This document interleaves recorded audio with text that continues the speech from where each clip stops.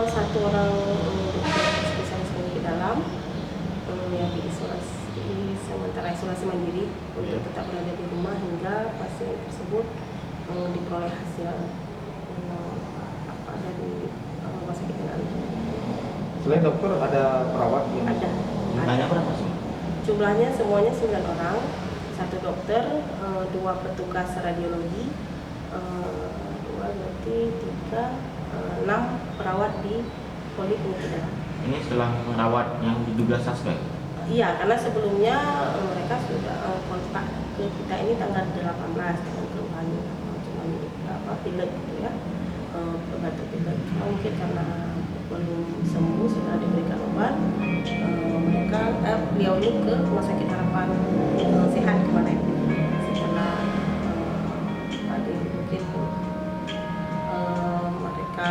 pemeriksaan mereka bawa kemari untuk pemeriksaan ronsen aja. Jadi cuma nggak masuk perawatan lagi, cuma untuk ronsen aja. Langsung bawa mana? Langsung ke Kesrem, setelah itu dari Kesrem baru di rumah aja. Untuk sekali lagi terkait kesiapan kita rumah sakit Junadin dalam menanggapi virus corona ini, sejauh mana?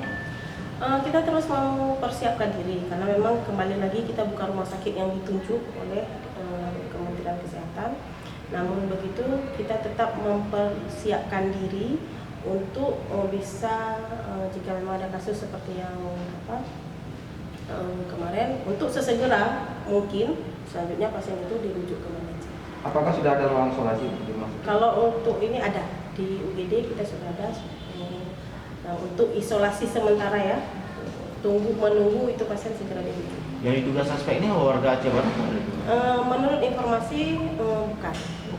Cuman mungkin kami nggak masuk ke sana karena pasien itu bukan